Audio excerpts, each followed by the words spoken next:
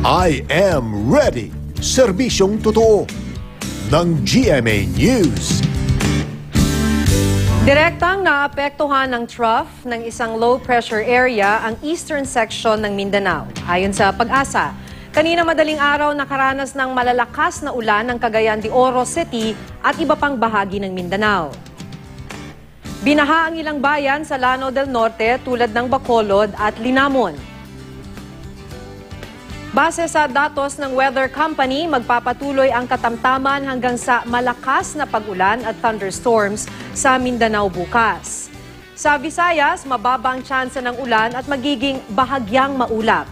Magiging makulimlim at maulan naman sa lalawigan ng Palawan at silangang bahagi ng Northern Luzon.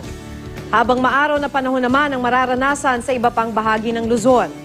Para sa ibang update, bisitahin ang GMA Weather webpage, Twitter at Facebook page.